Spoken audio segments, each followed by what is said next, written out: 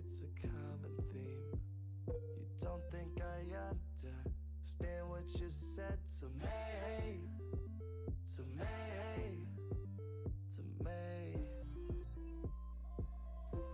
Yeah, every time that we have this talk, it's a little bit hard to admit our faults. But I'm not so perfect. Is all of this worth it? Is all of this worth it? This feeling is fading, and I can't look back and can't catch my breath. It's too hard to let go. It's too hard to let go. To let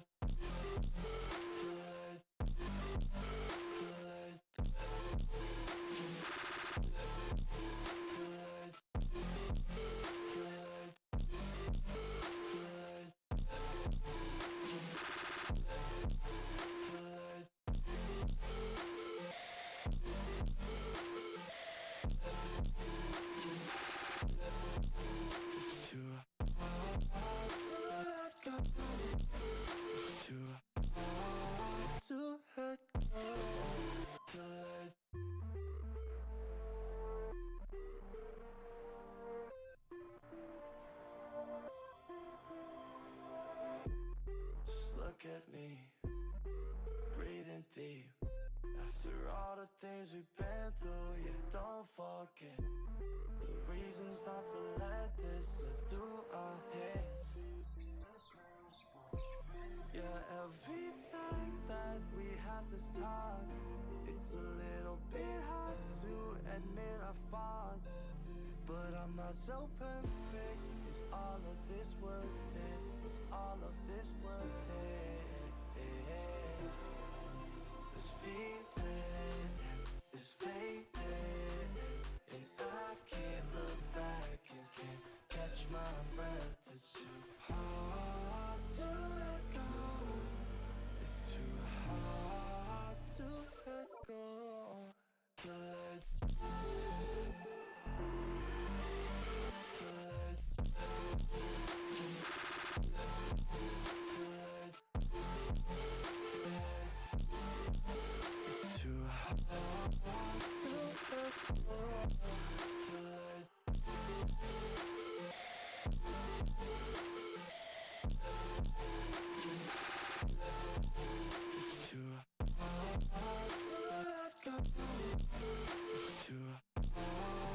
To let this feeling is fading, and I can't look back and can't catch my breath. It's too hard to let go.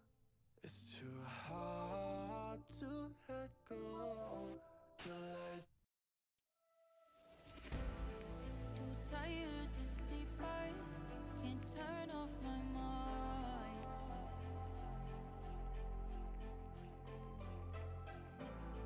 When all of your problems lay right next to mine, and the green paint, the white sheets, this house we built for you and me. I can't help but repeat the best dreams and we hoped would be reality. But now I know the answer. Why I toss and turn like it's my fight or flight, like looking up at the sky. And there is so much more than meets the eye. And you said your life was black and blue, by keeping all the pain inside of you. I felt I wasn't enough. How can I call it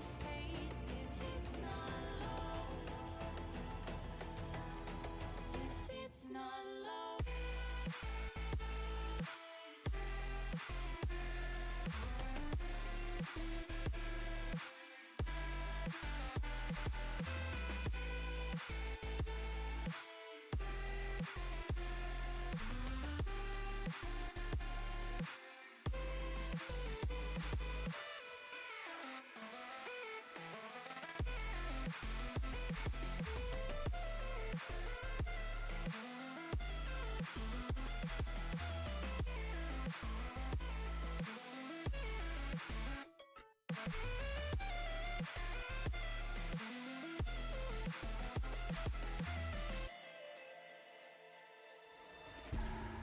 I know it's not perfect, but I'll try to fix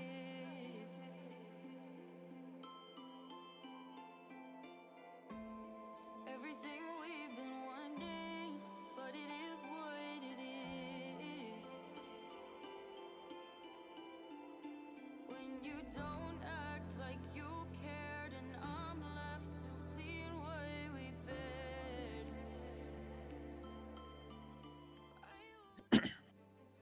Hello, friends, and welcome back to the Blue Otter League Platinum Division. It is week number 3, and we are here with the matchup between Elysium Blaze and Dorado Gaming New. And this is going to be a good one, Shibby.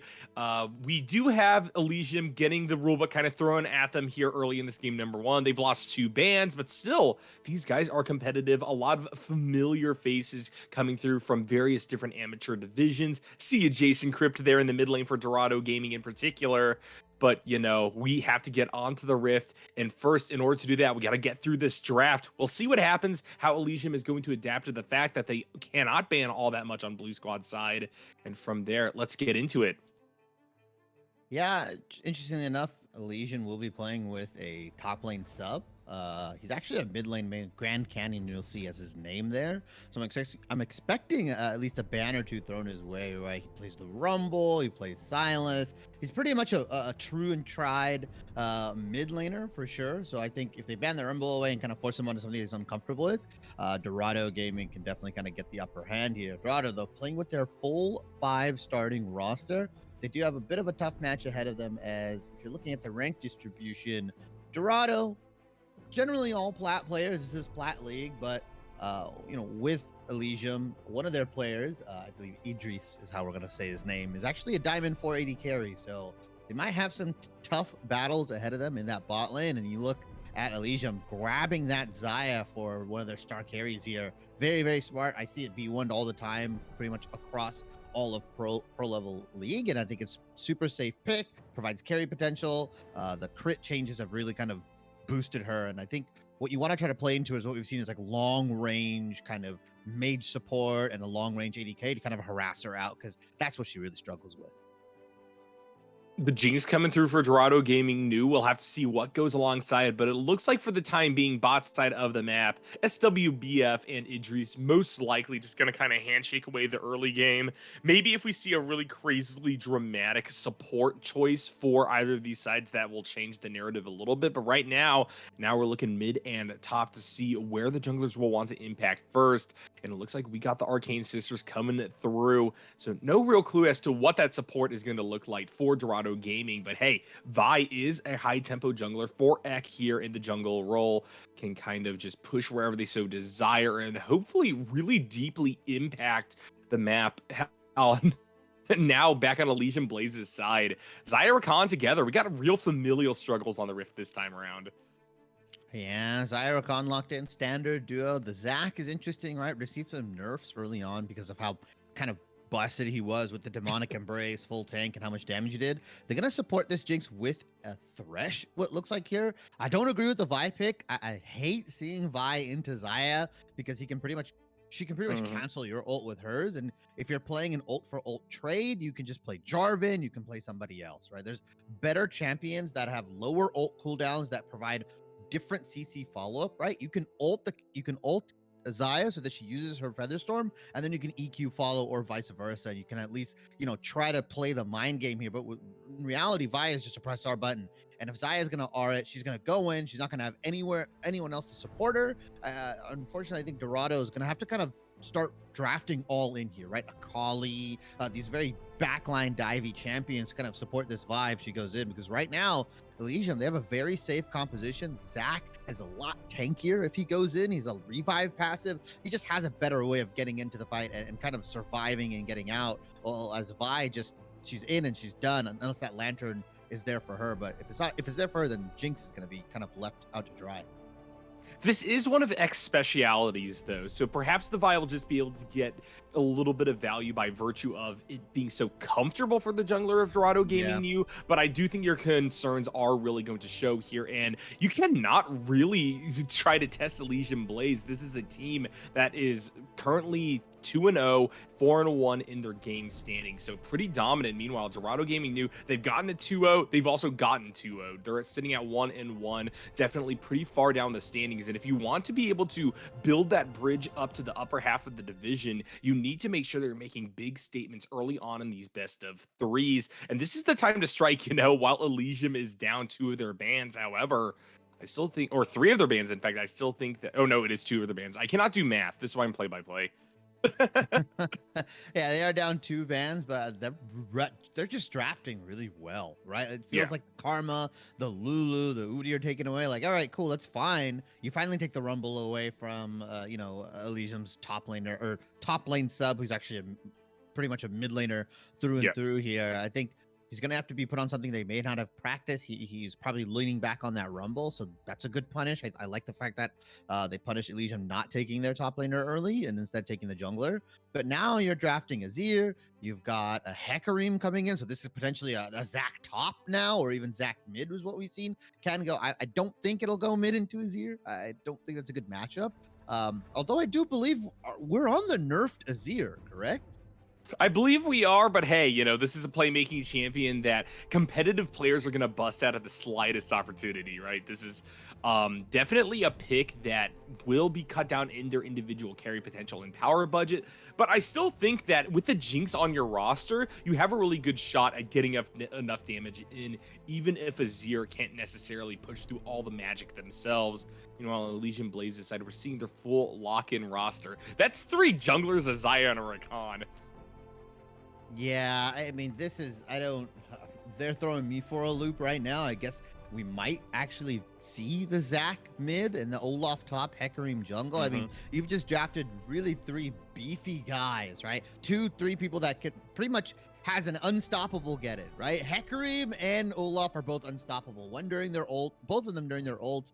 Zac pretty much has the long range engage. You've also got Rakan going in, so it's gonna be Xayah looking to just do a bunch of backline damage and stay super safe while the rest of her team kind of focuses on Jinx, focus on the Zir.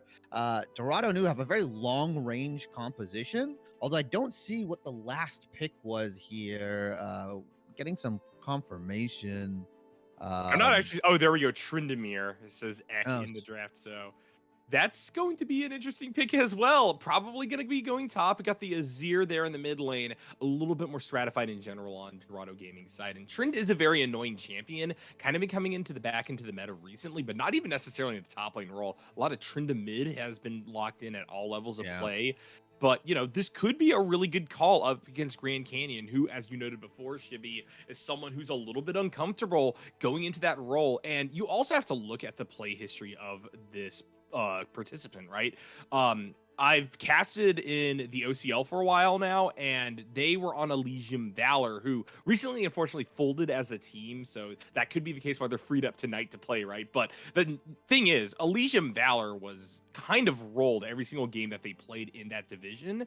And Grand Canyon, while they did valiantly try to keep their team above waters, I don't think that they were one of the strongest members or really ever the carry. So they kind of just have to take on that role of a straight up support for their team to a degree. And Olaf, I think, can sometimes embody that selection, but it's going to still overall be an awkward, I think, go of it for Elysium Blaze. And this could be the first time that we're really seeing a big chink in their armor form. Dorado Gaming, they started off that draft in a concerning way with that Vi pick that you were talking about, but I think here at the end, they've really cleaned it up. They know how to play to their strengths. Yeah, it's just really odd, right? Because you have Vi and Tryndamere kind of going in, and you have Jinx and Azir kind of staying in the back.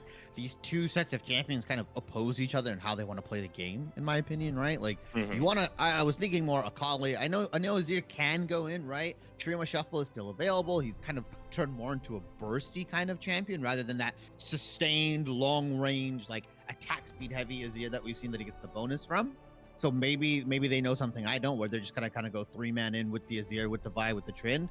As getting confirmation right now, yeah, it is Olaf top as of right now. Looking at the bans as we're getting in, Tryndamere, like you said, nobody on the side of Elysium can really get the 1v1 over Trend, right? Who's gonna match him in side lane? It'll be kind of really rough once he gets those items going, once he potentially builds Navori if he wants, or if he just goes for full split push, right? Can go like Ravenous Hydra. He can really kind of run amok. And I don't necessarily believe after 3 items, Olaf can match, Zac can match, maybe Zaya, but then she's gonna have to burn her Featherstorm, right? Tryndamere as a champion kind of just, like you said, stays in the side lane, becomes a menace, becomes a nuisance, and eventually you're gonna have to send 2 or 3 people to him. And once you do that, that's where Dorado knew, like you said, can kind of take advantage of the really high damage composition. The Azir, the Jinx, they were able to burn down objectives very, very quickly. And with the Vi as well, the percent health, I mean, this could be a situation where they're just going to pull you back and forth around the map. And really, Elysium cannot get the engage that they want. I think if Dorado knew groups, that's the mistake.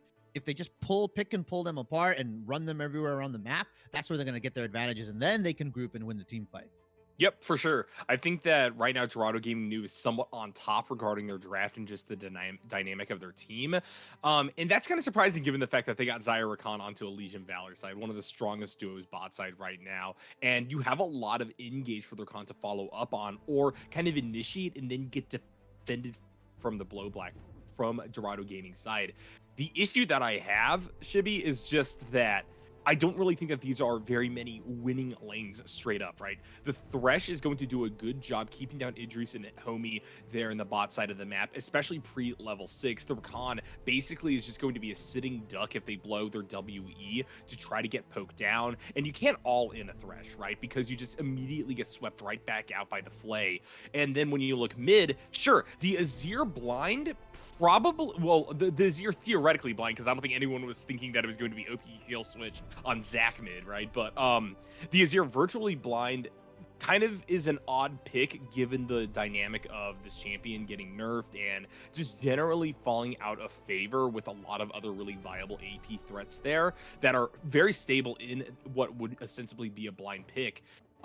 But at the same time, now that we know that it is in fact going to be Zac mid, I think this is perfectly fine for this champion, right? You are able to farm up, you get a pretty easy laning phase, and then you really are core to that philosophy that you're talking about, Shibby, where Dorado Gaming New are just looking to play for side lanes, looking to get some big picks, and then from there, they can group and get a man advantage fight that they could really just push through and take to Elysian Blaze.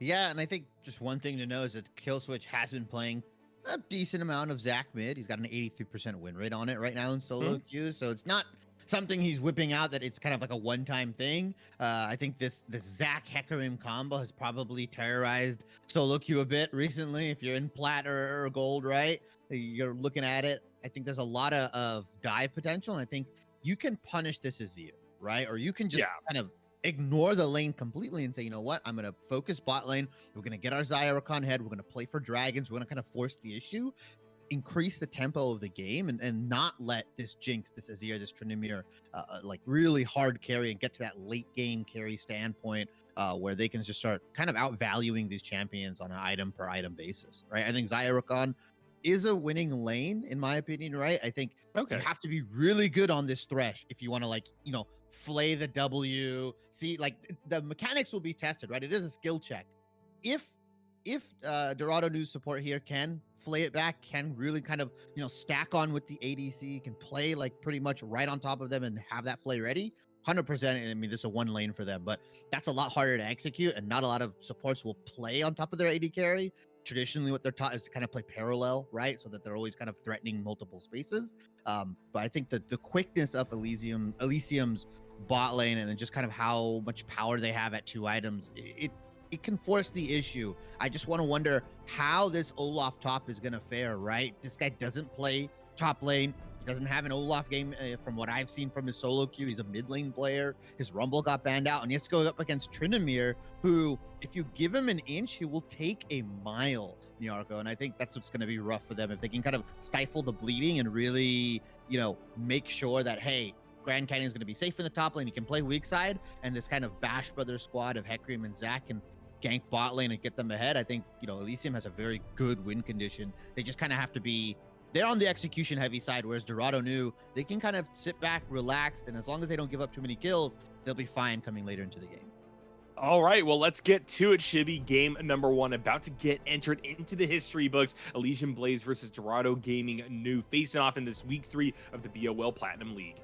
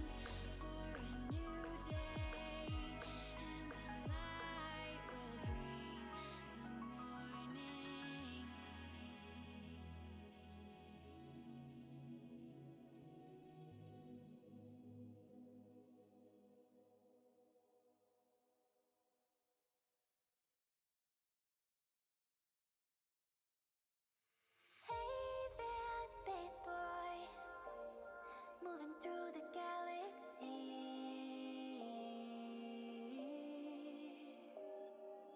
Can you hear me through the dark? I'm calling you. Where do I start? I'm an emotional, taking in your sweet and considerate heart. Come into my world, give me your spark.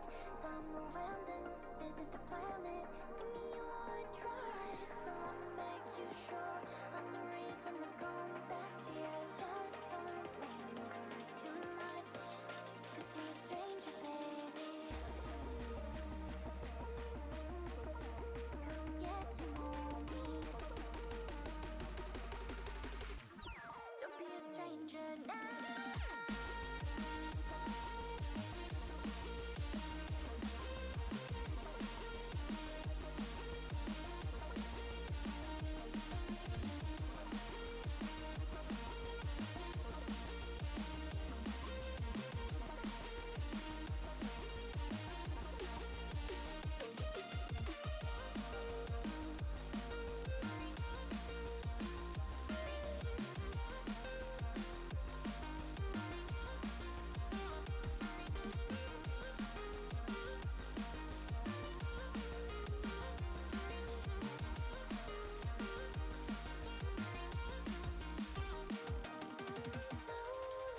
Station, meet me at bay number 3.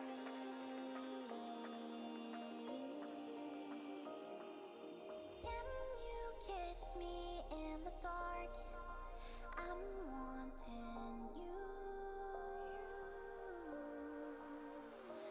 Always apart, I'm so emotional every time you back up and leave in your car. Why can't you stay here, soak up the charm? Take a breather, I'm all you needed. Give me your heart, I wanna make you sure I'm the reason to rest up here. If you don't linger enough, you'll be a stranger, baby.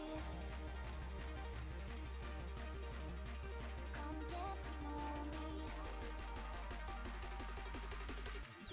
Don't be a stranger now.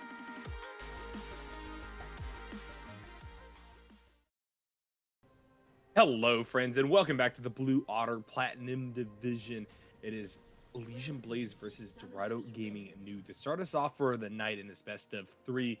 Dorado Gaming New on red side, getting what I think is a pretty consistent draft all told.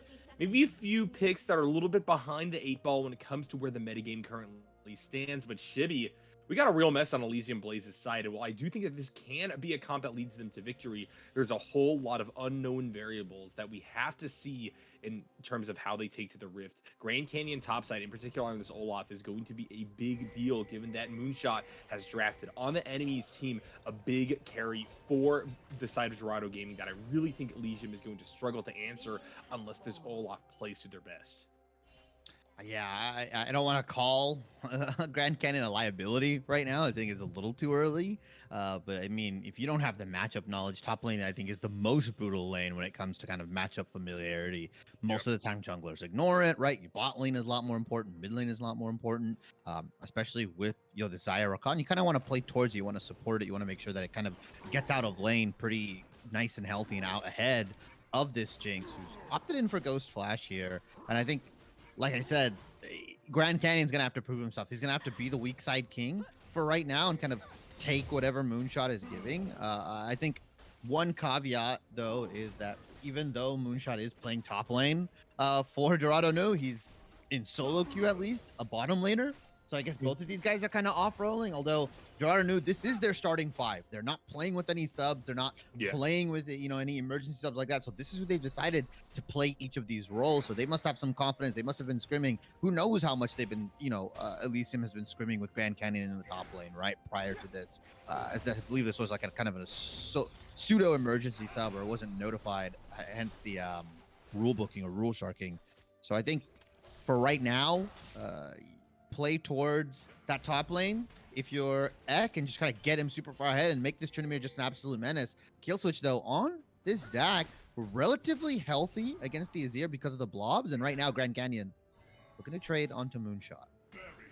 Things are pretty calm on the Rift right now. I think that in all these lanes, it's a little bit difficult to all in these champions. And furthermore, it's difficult for there to be kill pressure in places where all inning is possible, right, Shibby?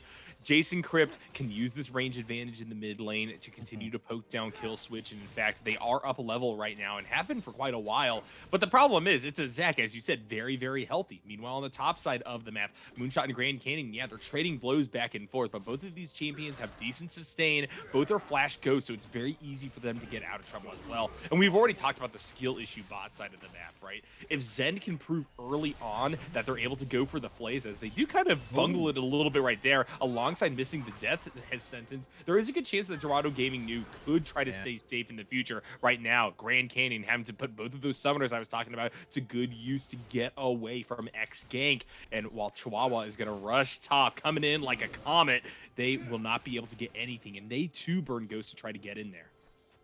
Yeah, I think it just unfortunately Grand Canyon was a little too low here. And like you said, Zen kind of, like you said, as the shot comes in, Jason Crypt should just be able to get over the wall, right?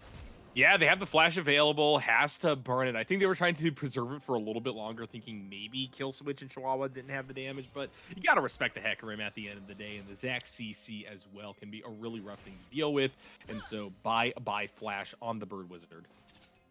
Yeah, unfortunately, that's going to cause Chihuahua to most likely just start reganking that lane. If you have a Zac in the mid lane, that is a jungler's, wet dream, right? You have so much CC. You're playing Hecarim, a damage-orientated jungler, a carry-orientated jungler, as Ek are now bullying this top lane out. No summoners on Olaf.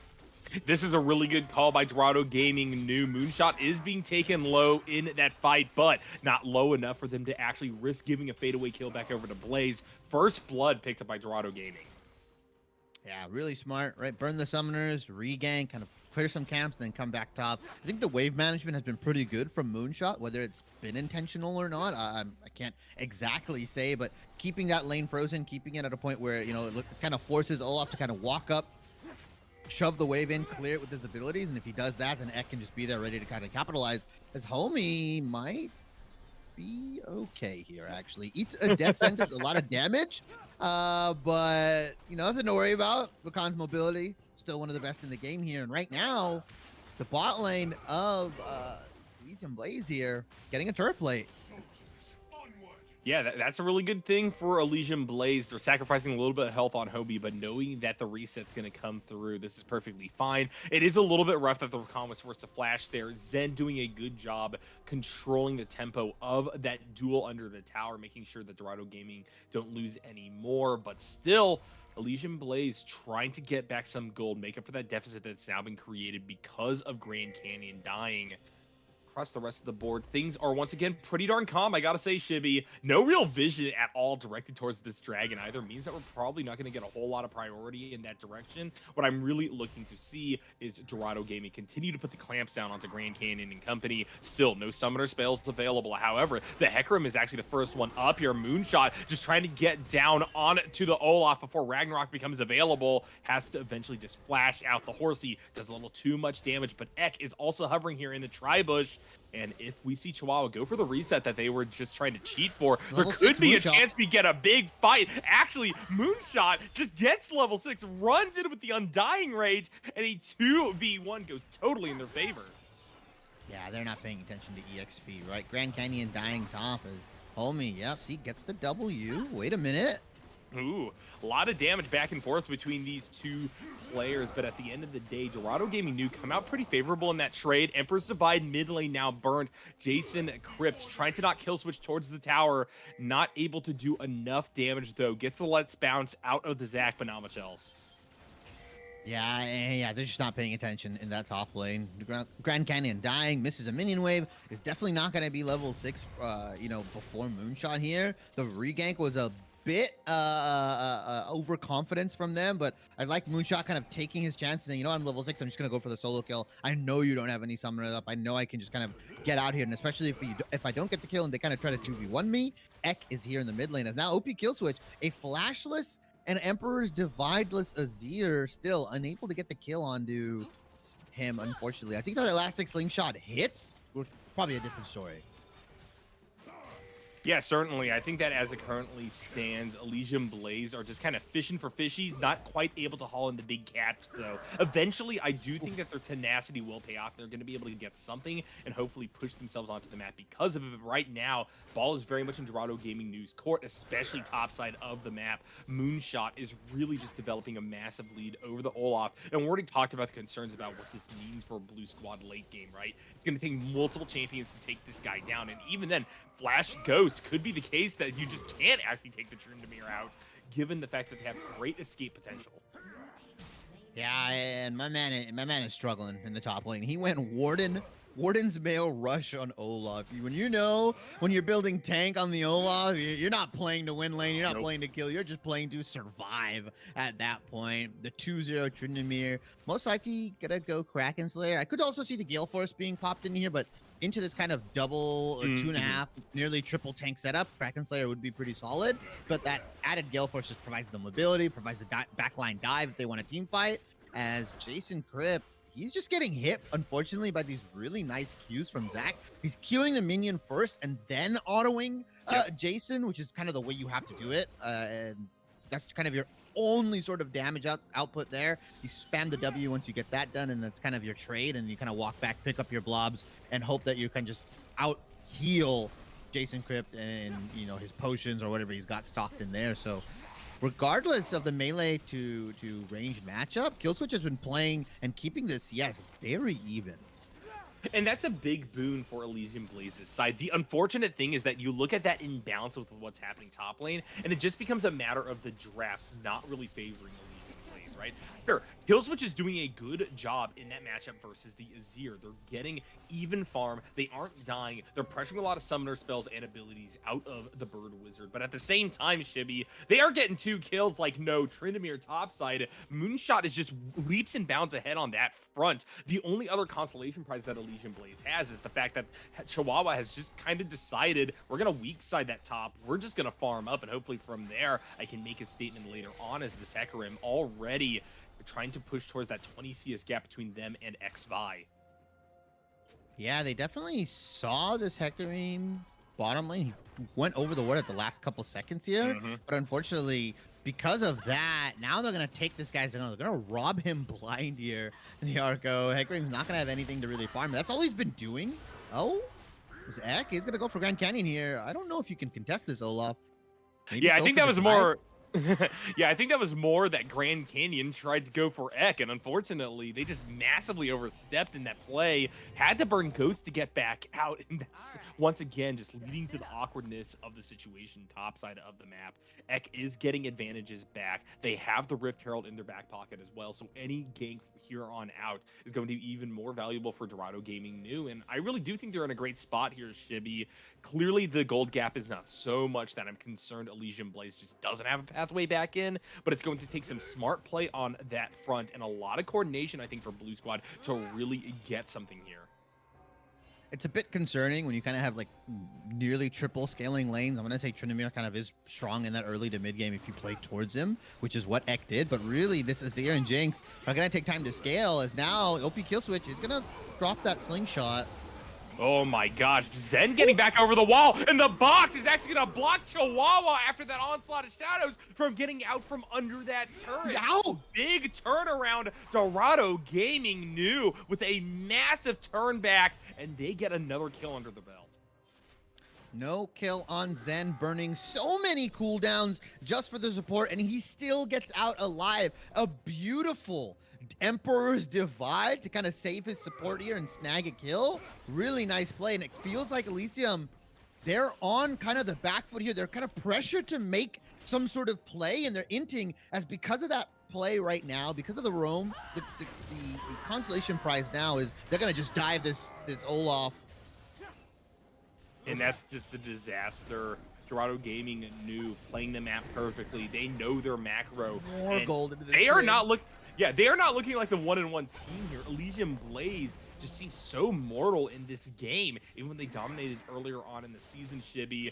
And as you say, so much gold over to Moonshot and company. This Tryndamere is exactly in the place where they need to be. Who cares if FWBF isn't in the greatest spot as a Jinx, right? Maybe they didn't pick up those early kills. Maybe they're down a bunch of CS, but hey, it doesn't really matter anymore. They will eventually scale. They got Moonshot drawing pressure constantly away from whatever lane the Jinx wants to be in. And because that is the case, there's a lot of inevitability now developed on Red Squad's side in this game.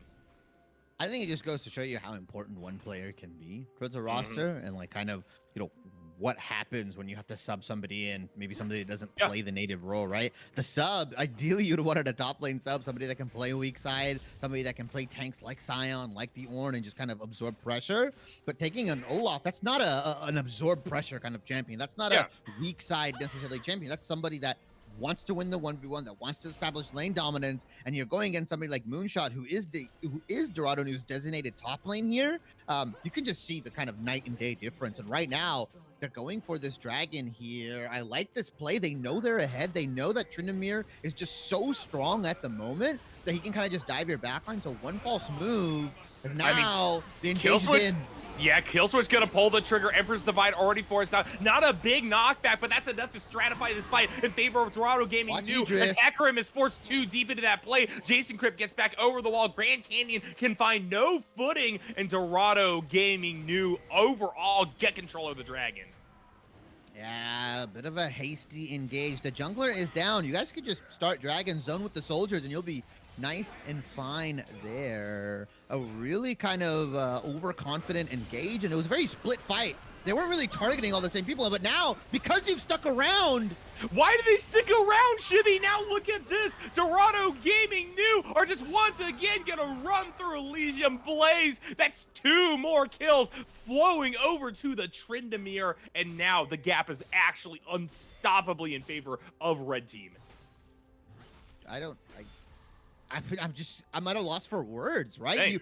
You engage, you lose your jungler, you stick around to watch the dragon be taken because what, you think you can get like a miracle steal instead of shoving lanes out, getting what farm you can, and then you lose 2 more members, and then you give Tryndamere a free lane. Like you've essentially jettisoned their gold lead from what was 2.53k to now what, nearly 4.5 thousand gold. I mean, it just doesn't make any sense. A head scratcher of a play. I mean, if you're in a losing position, which you clearly are identifying that you are in at the moment, looking at the item disadvantage, looking at the 6-0 Tryndamere, you've got to scrounge up whatever gold you can, funnel it into Idris. He is playing the Xayah. These China champions can carry if it gets to that later stage. But instead, objective bounties have started, and now you're in a hole that's becoming harder and harder to climb out of. They've lined the walls with grease, Niarco.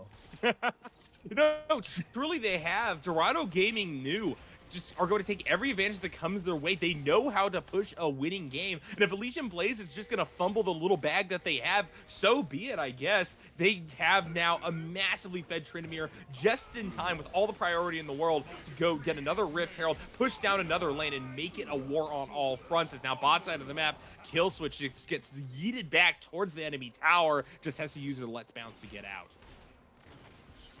Yeah, it's just now the comp that was supposed to be proactive early, the comp that was supposed to be stronger early, is losing to the scaling composition of the Azir, of the Jinx, and now you're gonna have to go for these suboptimal engages. You have to burn so much CC, so much of these ultimates for maybe a player like Zen, a player like SWBF here. That's not going to be enough. You want to start layering the CC. You want to start stacking it as a 5v5 team fight. Now you have to play into like sort of you have to play as a sort of pick composition when you actually drafted for 5v5, and that's just suboptimal for these champions. It's going to be really rough kind of seeing how they get back into this. It's going to have to be a miracle team fight and a miracle engage, and Aegis is going to have to be kind of the hero for Elysium Blaze here. And the concern that I have, Shibby, is that the last play we saw is not just something you could pass off as, oh, we're playing with an E-sub, right? Grand Canyon is new, has been on a team that's struggling, maybe is not in the best spot, also playing off-roll, off-champion. No, that was just a straight-up shot-calling gap on Elysium Blaze's side. That shows that there was a larger flaw at play here with this team, and that's what really concerns me about us going deeper into this series. Ek just gonna toy with their food here a little bit, trying to get as many abilities out of Homie and Idris as possible before moving back towards this river. And look at that priority on red team's side. Moonshot, after already taking that tier 1 top with the help of Ek, is just so mobile, constantly just sitting in bushes, waiting for an overextension from Blaze. And from there, we're seeing complete and utter domination of the top side of the map in their favor, which could mean early Baron and an early doom for Elysium Blaze. As now we do see Kill Switch trying to go for the engage. The quickness is activated. SWBF has to flash back behind the tower. Onslaught of Shadows comes through, but this is a man-down fight for Dorado Gaming. Kill Switch is going to be able to kill Zend and send them back to the fountain. And those are the picks we need to see if Blue Squad want to have a chance surviving in this game. A 5v3 is what it takes for Elysium to kind of get these kills. Azir was down bot lane. I think Tryndamere is kind of pathing towards that dragon. None of the two, I would say, strongest members of Dorado New here were present at that fight. Probably a different look if Tryndamere or Azir is there, but I like kind of the tenacity. I like the ability to say, hey, we're going to go for a kill. We're going to get something here, even if it takes everything in the kitchen sink. And I like that play, kind of making Dorado New kind of play a little bit on as OP Kill Switch once again. On the elastic slingshot. I mean, there's 3 people here. Oh no, Homie, you can't just do that on the Rakan. Jason Crypt now going to just make this an advantage play for Dorado Gaming New to set up for Dragon. No support available, no wards because that is the case. And Elysium Blaze, as soon as they get a small advantage, will throw it right back towards Dorado. Yeah, Homie coming in with the Homie hookup right now for Dorado Gaming New. Just gifts that kill over. 0-2 now. Interesting engage considering how low health he was. I mean, does not respect the Emperor's Divide. But nice play from Elysium. Understanding that they're just not going to be able to get that dragon. They don't have any wards. They don't have the ability to walk in. Instead, taking what gold they can on the map, trying to stifle the bleeding and just giving these dragons over. You know, I like that play. They're not making the same mistake that the last time, watching it being taken away as they helplessly do nothing. I mean, Elysium Blaze did get 1 dragon early, right? So Soul is not necessarily the thing that's going to provide the most pressure for Dorado Gaming right now. There's a little bit of a ways to go before Blaze really start to sweat on that front. So I agree, really good call by them to just focus the top side of the map. But the problem is the gold lead is just not really shrinking because Dorado Gaming New don't need to send everybody to these dragons, knowing that Elysium Blaze has their jungler top, right? They're therefore able to just continue to pressure this mid, get the wave pushed down, and now Ek has come back. They drop Shelly, and that's another tier 1 down. Yeah, they've gotten every single tier 1 down so far. It's going to allow them to spread some vision here, but they have to be respectful of this engage. Double pincer maneuver. SWBF activates the ghost, trying to get out. Homie gonna give chase with the quickness available. Already a double kill to Grand Canyon, and Dorado Gaming New once again bite off more than they could chew. Yeah, just a weird position from them, right? Not even keeping track of Chihuahua or kill switch. I don't think they're just respecting it, as now the slingshot coming in. He will be fine. He'll be able to get out, but that was kind of a beautiful engage, right? You saw the slingshot into the R, into the onslaught of shadows, and now this is going to turn into a Baron. But Ek, Moonshot, and SWBF are alive right now. They should be able to contest. Their timers aren't too long. Baron's burning down, but very, very slowly. Oh, this does not seem like a good call anymore for Elysium Blaze. Please, not 2 weeks in a row of a Baron throw. I don't want to see it, Shibby. It's a steal for Ek. And now with the massive knockup off the Empress Divide, Elysium Blaze are going to be wet topside. That was... They were losing. That was a desperate Baron, desperation. That was just really, really bad. They had the opportunity to back off. Instead, they all in Ek with the Q. The Jinx rocket comes in as well. They burst it down. The smite goes through. A clean wipe for Dorado New here now with the Baron, with the purple coach. They're going to push up mid. There is a lot of gold that they can take here. They can take top. They can take mid. They can even transfer bot once they start putting that wave in. You had it, and then you didn't. It went from 2,000 gold to 3,000 gold down to 10,000 in a matter of seconds. A real head scratcher from Elysium here. Just as they were getting back into this game, they were just like, you know what? Actually, we don't want to play anymore. Let's just Baron. Elysium Blaze and an Elysium Days after that one, Shibby. I don't understand. That's the second massively int play that they have now called for in the span of about 5 to 10 minutes. That Dragon now into the Baron means Dorado Gaming New have control on all fronts. And yet again, I stand here and say, Shibby, this is not something you can blame on Grand Canyon. This is not something you can blame on a team that maybe is a little bit discombobulated from their lack of positional play on that top side of the map. This is just them calling for really bad plays, although Moonshot, I guess, wants to go for the 1v5, has the ultimate available, but finally a pick back through, and the shutdown goes over to Chihuahua. Yeah, they burned everything, though. The Hecarim ultimate, the Zac ultimate. They just tried... that was the two primary engages. So now, even if they opt to take this 4v5, I feel like Dorado Gaming is so far ahead. Like, they could just opt... They just take it without any opposition here. I would love for them to start sieging. I would love to put Moonshot on a solo lane, put him top lane, do the 1-3-1 or the 1-4 if you want, and just start sieging, because you got this Baron essentially gifted to you by Elysium here. They've already picked up quite a bit of gold. Dragon is going to be up in a minute here, so the vision, once again, just immaculate setup. Pinks everywhere from Dorado New. There's deep vision in case of a flank. They've got everything warded, and they've got it in really nice spots here. I love this ward coverage and ward play from Dorado New. When they have a lead, they definitely look like they know what to do with it. Gonna make some ward play about the ward play there, Shibby. Got puns on all fronts. Yeah, hey, you know, you win some, you lose some, right? Sometimes people like them. I'm glad you caught that here. But I mean, it's insane. The gold lead, how it's just like kind of flipped, right? And it was 2,000, right? 3,000 after that really nice team fight from Elysium here, and they were kind of down only a little bit. It looked winnable, and then they go for the Baron. They lose the Baron. They lose all 5 members, and now you're staring at what, 2.5, a 3-item Trin, a 2.5 item Jinx, a 2.5 item Azir. Like, you are just so far down and out here. That Miracle Engage, you're gonna have to do that like maybe 3, 4, 5 times before you're even within striking distance of that gold. And it is a good call for them to just dogpile on Moonshot after the Baron was taken, right? We're still seeing some very smart engages and resource usage by Elysium Blaze, because that means now the Trinity doesn't have the Baron buff on them. They're a little bit less effective in split pushing for the time being, but it's all too little too late, right? Now Dorado Gaming New is at Soul Point. It's a Chemtech Soul, which is just going to be absolutely filthy on a champion like the Tryndamere. And I mean, this game is basically over at this point. It's just a matter of how many times does Dorado Gaming New go to give over free kills before they eventually take the Nexus.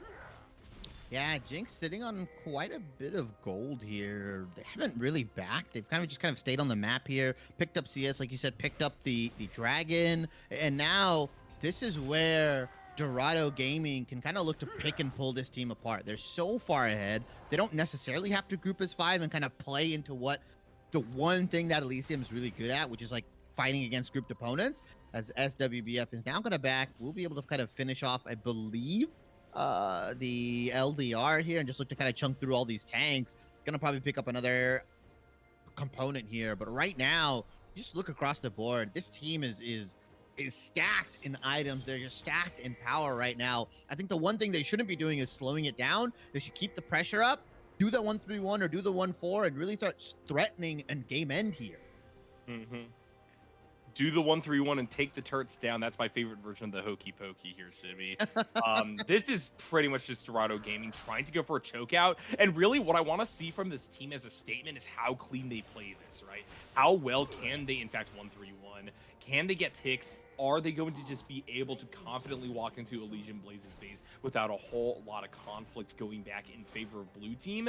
And that is really what's going to give me the confidence to say that this could be a quick 2-0 for Dorado Gaming New. Right now, they've been a little bit messy, even in states of advantage, right? We saw that pincer engage. We saw Moonshot overextended to the mid lane. I want those to be cleaned up. They have a few more minutes in which to really show that they have the stuff to take down one of these undefeated teams right now.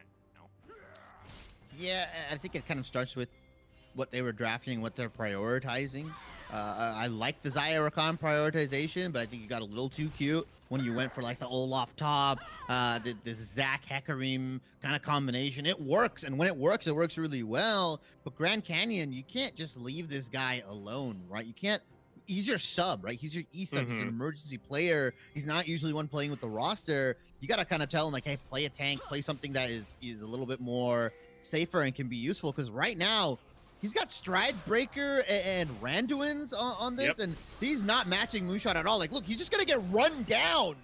Oh, the dive with the Tryndamere ult. Is there anything more frustrating as now Elysium Blaze are trying to make a play happen topside while the Tryndamere is gone, but I don't think that this is going to be a successful one. SWBF able to hide behind the blue buff wall and just pepper down shots. Finally, Jason Crypt is taken out, but Homie has stayed for a little bit too long trying to protect Kill Switch, and now Chihuahua is dead, and the rest of the team is soon to follow as the Jinx gets excited. Kill Switch no longer has a passive, and this game is all but over.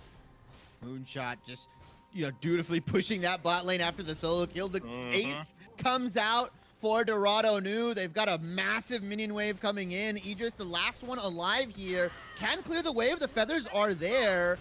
Flash in. Yeah, nice Feather Storm, the double root. That could save the game for right now for Elysium Blaze, but good push back there from Zen to try to save Jinx is going to give them another lease on life. Unfortunately, Grand Canyon has been waiting for this moment. You can run it down all game, but you can still solo bolo the ADC. That's League of Legends, baby. Yeah, I mean, a little overzealous on the push. The flash from Ek and then like the 0 follow-up afterwards kind of shows you that nobody on Dorado New was probably expecting that. They probably want to just pepper down the turrets like you said. Buys Elysium a little bit more time. I see the Baron pings coming out. This time there are 4 members down, so maybe they have a bit of a better shot. But honestly, they just don't have a lot of damage here. It will go down. They do have the Xayah. They have the percent health coming out from Zach. It'll go down, and it will go down without any contest here. Really nice Baron call. I don't think this one's going to get flipped here. No. Closing that gold lead or that gold gap, but there's still, what, 6,000 down, even with the Baron? Yep, and they're going to get some gold back, right? They got the bounties. They have a lot of turrets that they have yet to take on the max Shivy. It's only going to be 7-2 in favor of Dorado Gaming on that front right now. So, hey, maybe there is a chance for Elysium Blaze to at least get back into this game on the gold front, but they still will be compelled to try to fight this dragon coming here. And now with fresh resets, Dorado Gaming New have all the tools in their back pocket to really make a statement heard here. That being said, Moonshot's a little bit isolated. They try to get down onto Chihuahua, and they can't even pick that one up because of the onslaught of shadows, as now, with a Let's Bounce kill switch, is going to zone out the rest of Dorado Gaming New. The box is going to be thrown down by Zen, and Empress Divide is going to continue to push back Elysium Blaze, but they have the ability to get around the Sand Soldiers, and now Idris is starting to pump out that damage. A double kill now for the Zaya. They're continuing to look for more angles, and they get everybody except for SWBF. Elysium Blaze continue to hold on, and they will be able to stop the take of the soul. A couple bad fights, a bit of an overzealous dive here and there, and you're just not focusing the right targets. The assault and battery went on down to Homie of all members, right? The support, you're burning your CC for the wrong members, guys. You're not even team fighting properly. Moonshot feeling himself a little bit too much. 1v5ing. He is by far the strongest member of Dorado New. And when you lose him so early, you don't get any value. You aren't really doing much. The rest of your team just cannot keep up. The engage from Elysium, a 5v4, they'll take those numbers. They've stopped the dragon stacking. They've stopped the dragon soul here for Dorado New. And now it's a 4,000 gold lead. It was 10, it was 6, now it's 4. I feel like Count Chocula counting down and down. It's crazy, man. I mean, this game fully is now in comeback territory, Shibby. Dorado Gaming New did not exactly fulfill the goals that I had laid out for them. I said, slowly choke them out, guys. You know, you got this game in the bag. Don't play messy. Don't give up free kills. And now they haven't just given up free kills. They've given up dragons. They're giving up neutral objectives. And man, I mean, I think Elysium Blaze, especially with the scaling, the fact that Idris has really come alive here at the 30-minute mark, they can maybe just take this game, as Zen is completely caught out. You can no longer play that confidently on Red Squad's side. Idris and the 4 homies versus the world, right? It's really what it is. He's got the beefiest of boys in the front line. As long as he stays safe, as long as the CC isn't going out down onto him, X not using the assault and battery, you're not forcing the Featherstorm away so that Moonshot can then consecutively dive in afterwards. As long as Idris is playing this back line and Dorado New aren't using their CC on him, he's going to be able to carry these fights. He's 4 items deep. He's got the Bloodthirster ready, the Navori quick plays. This Zaya is now scaled. She's a threat. She is probably more of a threat than this Trinimir at this point. And right now, I guarantee Dorado New trying to figure out a way to kind of lock this person down. They just need one fight. Bottom lane inhibitor is down here. So if the death timers are long enough at the 33-minute mark, they can just get this person down. The rest of Elysium Blaze composition kind of falls apart. And it's such an awkward situation because Dorado Gaming New have a very good AD carry in their own right. SWBF is clearly very adept in these fraught fights, especially playing around terrains, things like that. But it doesn't change the fact that the Jinx is only 2-1-12 at this point in time. A lot of assists, sure, but that does not constitute the massive gold advantage that now exists for Idris. They're at about 2.5 items. One of them is an LDR that they had to build out of respect for the Zac and Hecarim. And I mean, from there, Elysium Blaze, as you're saying, Shibby, has a massive boon in their overall power level. The damage that they can put out, I don't think can be matched even by the Tryndamere. Yeah, it's rough, right? I mean, 2-1-12 on this Jinx. 3 items, right? Has the Kraken Slayer, has the Infinity Edge, but just Zaya with that Navori Quick Blades, with the Bloodthirster. It's going to be so safe and has so much lifesteal, right? I'm assuming he opted in for the overheal as well, just getting even more value out of this lifesteal. And I don't know how they're going to get in. I criticized the Vi into the Zaya, right? I think you just burn the ult and force the Featherstorm out. You need to do that, right? You can't just say, hey, I'm going to hold on to my ult because Zaya's going to Featherstorm it. No. You as the engaged, you as the jungler who is now 3 items deep, who's 33 minutes into the game, if you can force out that really nice, you know, kind of safe cooldown, let the rest of your team kind of go ham, right? With the Tryndamere, with the Azir, maybe you can kind of put some pressure on her. But if you're playing this game of chicken, Idris, he's a smart guy. This guy's Diamond 4 ADC, right? He knows he's not going to burn it just for anything. He's waiting on it consistently. He's waiting for the game to go on. And as long as Idris stays safe, we've seen he's been carrying these fights. 330 CS right now. He's nearly doing 10 CS a minute.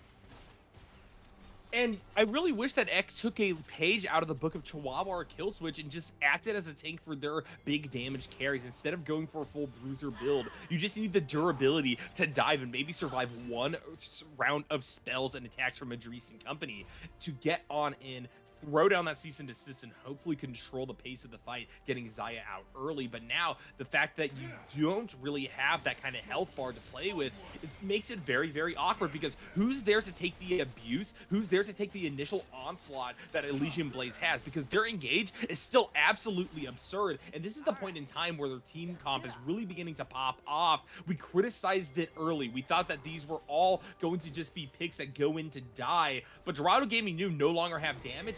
I mean, Elysium Blaze, by virtue of getting so quickly back into this game with their income, have scaled up to the point where it's going to take a while longer before I think Dorado Gaming New once again confidently wins team fights. And now, because this is the case, Elysium Blaze is just looking for another Baron Nashor. Here comes the engage. It's going to be Ragnarok down onto 2 members. And look at the knockup off the Rakan W as WBF flashes the wall, but cannot stay safe there for long. As now, while the Trinimir does get Xayah, it's going to be carry duty over to Grand Canyon, picking up a double-double, and even more now. Ek tried to kill Chihuahua before they eventually fall. They're getting kited. Use enough. Triple kill picked up for Moonshot, and that's finally a wipe back in Red Team's favor, but the Baron Nashor has been kaput, taken by Elysium Blaze, and Dorado Gaming New come out of the red haze with only a few kills to spare. Dragon Soul on the menu after the dust has settled.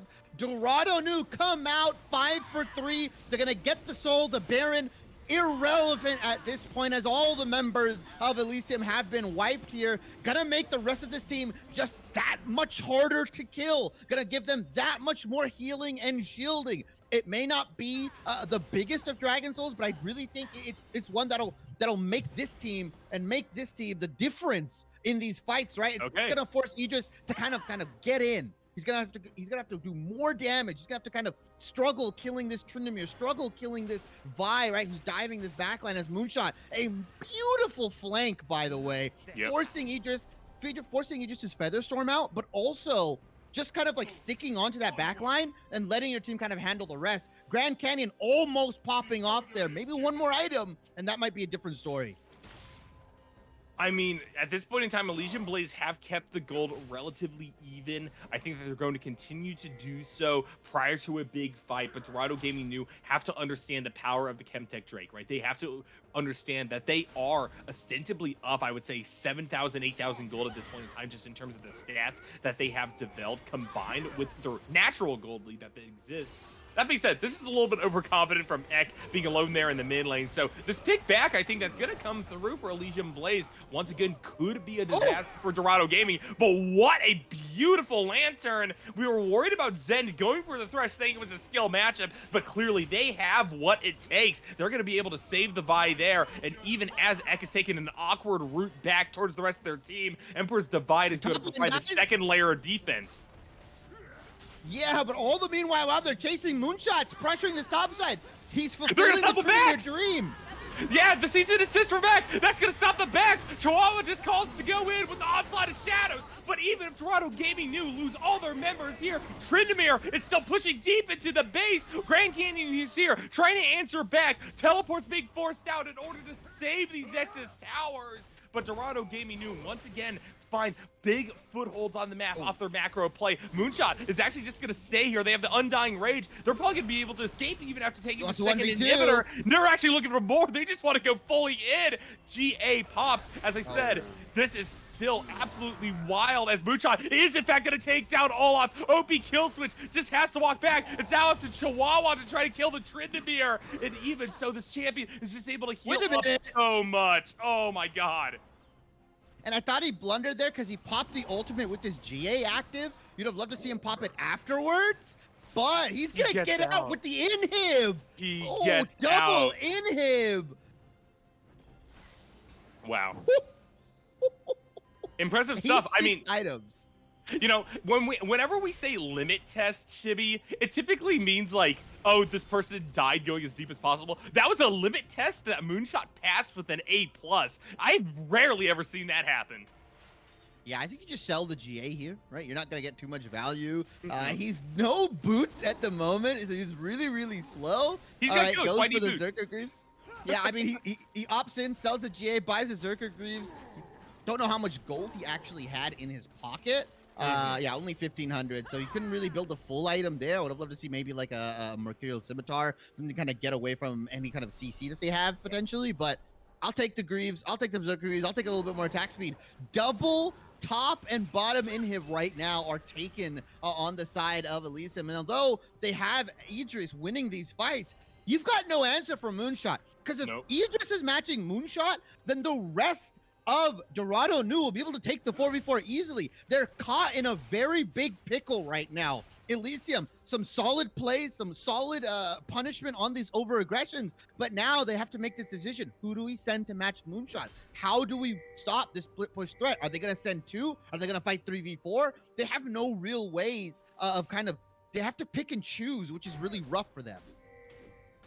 And I mean, at this point in time, 40 minutes into the game, I think that this actually can be anybody's pick-off, right? You have a big team fight potential still set up for Elysium Blaze. They could just say, screw it, maybe try to force something, go for the coin flip, and draw Moonshot to their position, rather than them having to constantly be pushed and pulled across the map to answer back against the Tryndamere, right? And I think that one ace, one plague that actually does in fact go their way could be the end of the game. As long as they are able to keep that mid inhibitor up, they will have a lane to push down to try to end. Death timers are very long. We're at a 41-minute banger here, Shibby. But it's actually looking like Dorado Gaming knew who want to try to go for that coin flip fight. They're going to get the engage down onto Chihuahua. Onslaught is down his burnt in order to save himself. Moonshot has the Undying Rage, trying to push down onto the backline. And SWBF once again finds themselves with a full health bar, just able to lay down Hellfire upon Elysium Blaze. Idris caught out. They're doing damage, but not enough. The stack will not save them now, nor will they be able to stop the taking of the Nexus. You build 1, 2, 3, even 5 Randuins on the side of Elysium Blaze. You cannot stop the train that is Dorado Gaming Nu. They get the team fight. They force the fight here. They've got supers pushing in the top, supers pushing in the bot. Death timers are long. This looks like the game end for Dorado Nu. And a big death sentence there down on the homie. Immediately, Rakan tries to W towards Jason Crypt and company, but they have no space to play with. They're just taken out, and Grand Canyon will follow suit. It was a redemption story for a while there, Shibby. Grand Canyon making themselves known in teamfights, saying, hey, I'm not just a sub. I could be a real gosh darn carry. Idris as well, a dark horse coming in from an early game we really didn't note much about, to all of a sudden become an unstoppable monster. But Elysium Blaze just couldn't put the whole package together. Dorado Gaming Nu, even with a few slip-ups here and there, will eventually walk away with the game number 1 in their back pocket. It was looking a little dicey come that mid to late game when they were taking a couple fights that weren't really in their favor. Idris getting some kills, right? Obviously, Olaf, like you said, picking up a kill or 2 here, but they finally kind of started playing towards their strength. They said, hey, why are we grouping with the Tryndamere? Why are we not sending him top lane? Why are we not sending him, into these solo lanes to kind of be matched with here? They had to send 2. He was just so far ahead of the enemy top, of just pretty much the enemy team altogether, that he was kind of unanswerable, right? And if they stick to the split push style, you saw they got the inhib top, they got the inhib bot, then they kind of forced the decision, hey, we're going to take a fight here. We're going to throw our Tryndamere at Idris, and I'm going to just occupy him and let Jinx kind of farm with the rockets. Eventually, she got to a point where she was 3 items, where she can start doing damage with the Kraken, with the IE, and eventually she started getting, excited and popping off here, and she was able to kind of carry that last team fight. Really well played from Dorado Nu at the end, but they really have to clean up that mid game. At one point, they were 10,000 gold ahead, Yarko. In no world should you ever make it that close if you're that far ahead. What a wild game it was. We got the patented I almost said IBS Baron throw, because it really felt like an IBS call there, Jimmy, but it was a patented platinum Baron throw here today. Oh my gosh, what a wild one. I'm really excited to get into the next game. I think he gave a great rundown here, and there's a lot more where that has come from, guys. Elysium Blaze versus Dorado Gaming Nu, clearly proving to be a banger here after game number 1. We'll see you guys soon.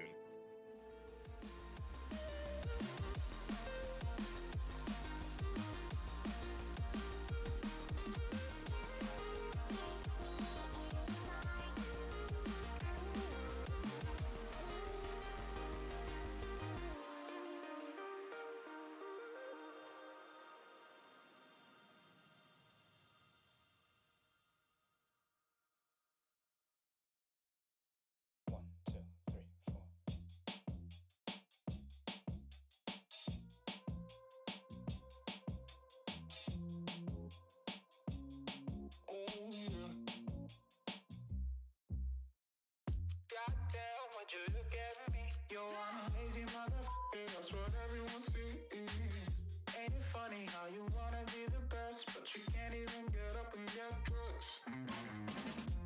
Wasted, face it, you're never gonna make it.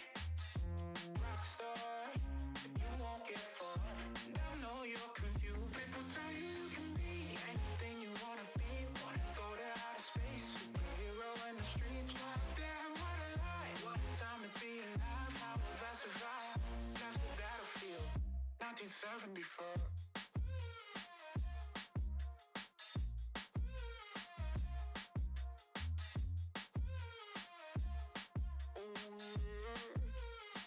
I think I'm going insane. I'm feeling crazy. Can't get it out of my head. Oh no, if the devil inside takes hold, then I just might wind up dead. Wasted, face it, you're never gonna be the one. Rockstar, you won't get far, but at least you had fun. People tell you you can be anything you wanna be, a king or a queen, as long as you got a dream. Oh no, it's a lie, they just wanna take your life, try to tell you it's a battlefield. People tell you you can be anything you wanna be, wanna go to outer space, superhero in the streets. Damn, what a lie, what a time to be alive, how have I survived? That's the battlefield, 1974.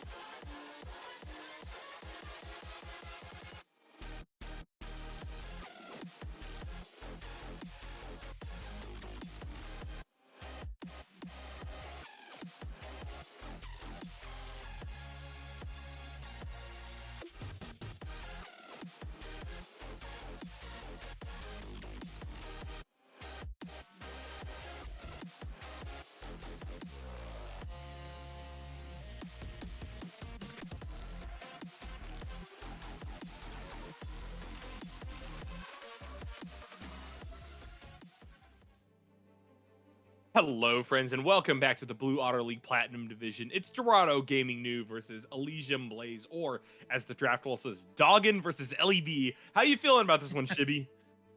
I mean, I don't think bans are gonna change too much as they just slam the Annie first pick here.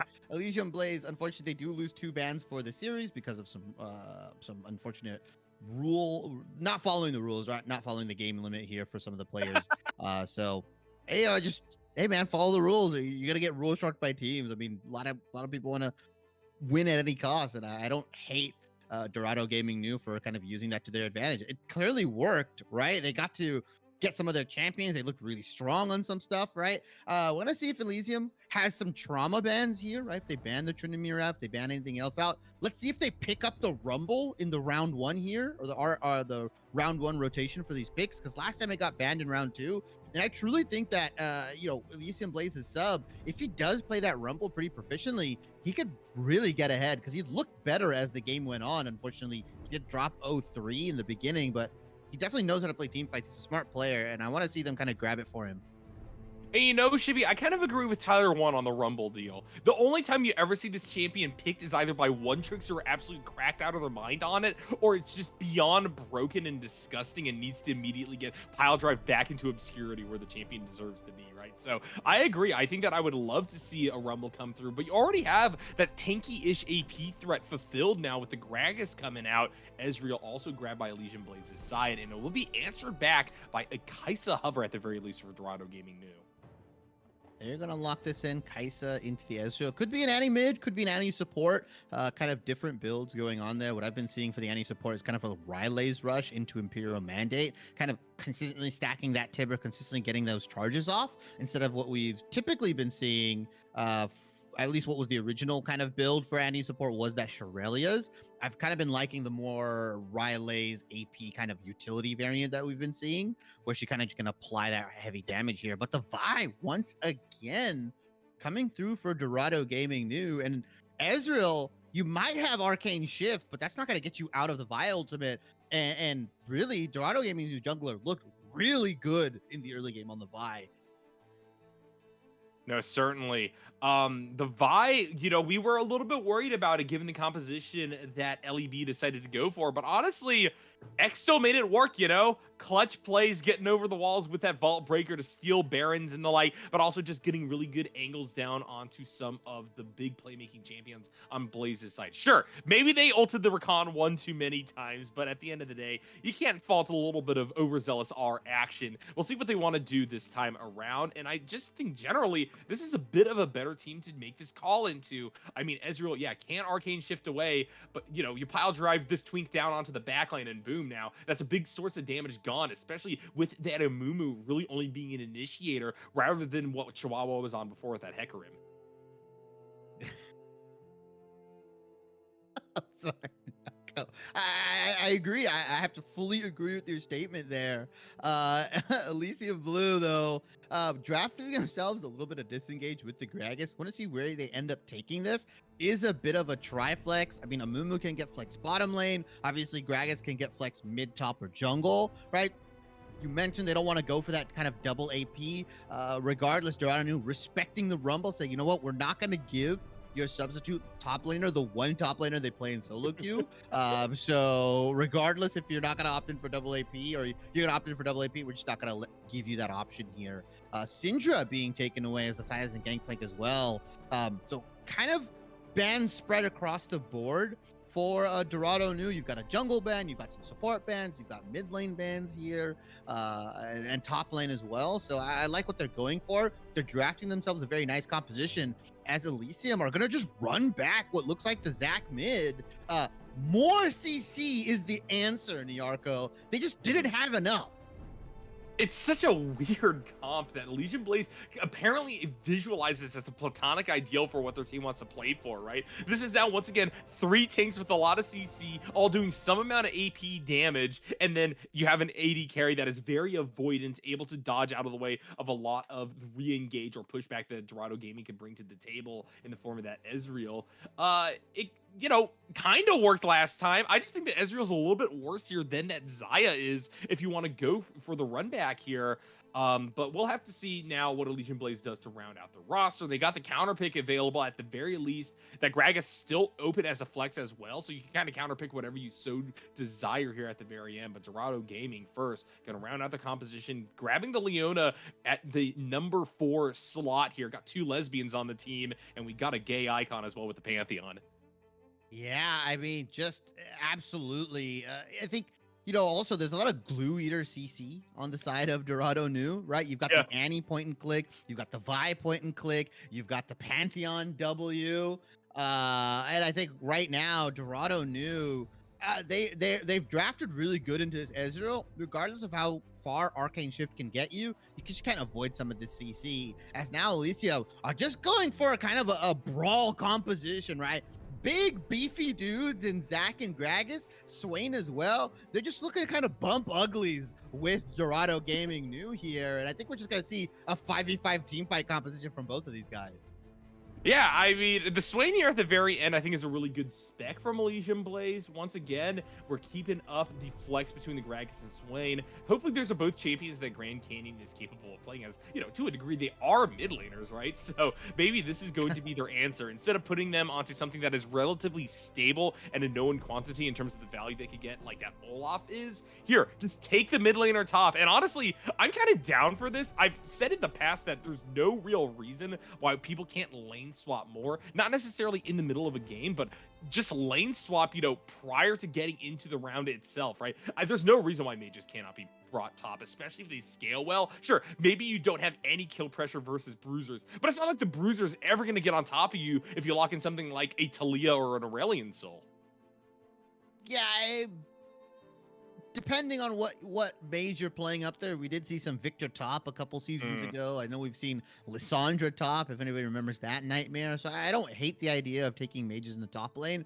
I think Swain, one of those champions that can be flexed again and it's a try roll, right? I've seen support, I've seen bottom lane carry, I've seen mid lane Swain as well. Obviously, probably arguably his most famous position along with support here. So I like what Elysium's doing, but they might just be getting a little too cute, right? The Zac mid, the Amumu, all this kind of hard CC, and you saw them get that dream team fight scenario with the Hecarim and the Zac. But like you said, I don't think Ezreal's as poised to carry as the Xayah, but I guess he just kind of wants that higher mobility, quote unquote, right? He'll trade the intangibleness, trade the untargetability for a little bit more mobility across walls, and it has a shift and a dash. Instead, I don't hate that, but like I said, Dorado New, they've got Annie Q, they've got Vi Ultimate, they've got Pantheon W, right? And then if any of those hit, God forbid, you've got a CC chain coming down from Leona with the Ultimate, with the E, with the Q. So as long as you get one of those things to land on the Ezreal, this is going to be a really good cleanse game for him. But even then, I think it'll be really rough for him to kind of stay safe and fire back. Idris, once again, kind of poised to carry, though, because Swain, Zac, Gragas, these guys, they kind of build more bruisery, tanky kind of AP carries, whereas you kind of want at least another damage threat in case your Ezreal goes down, because you saw what happened, right? He just went down on the Xayah in that last fight, and the rest of the team just collapsed. Bumping uglies going down on Xayah. Come on, man. You got to get your mind out of the gutter here. They were just these guys just want to bump uglies. Like, really look at it. These aren't compositions that are going to stretch you across the map. They're not going to go top lane, mid lane. They're just going to look to smork you, 5v5 you, and whoever has better hands are going to win, right? Dorado New, bit of a kind of easier composition. You can kind of point and click and say, hey, I want to kill this guy right now. Whereas Elysium, they kind of say, hey, they're clumped up. They're not in a really good position here. We're going to flank from the left. We're going to flank from the right. We have flash body slam. We also have the barrel for disengage in case Ezreal gets jumped on. We've got Amumu, Curse of the Sad Mummy. There's a lot of AoE and CC coming out of Elysium to where if Dorado New's caught in a dragon pit, if they're caught in a baron pit, if they're caught anywhere in kind of a really small enclosed position, they're just going to pay for it, probably with their lives here. So I like the compositions. Drafting could be better from both of these sides, but it feels like these teams are really just saying, here's what I want, and I'm going to pick it regardless. Yeah, while drafting can be improved upon by both of these teams, I think, Shibby, we've gotten the sign that in-game is where things are really going to be decided, right? Because both of those teams have a lot to improve on that front as well. Both Dorado Gaming New and Elysium at different points in that game had it in their back pocket, and they just decided to pocket sand it away, just grab the chunk of it hurled it at the enemy team. And, it was just a bizarre game overall.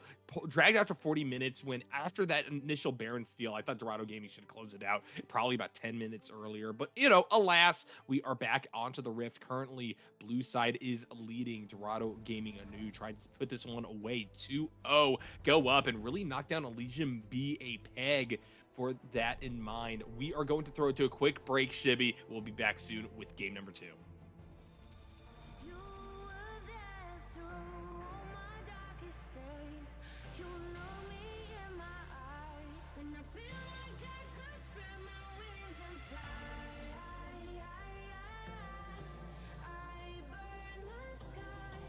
I see the fire in your eyes.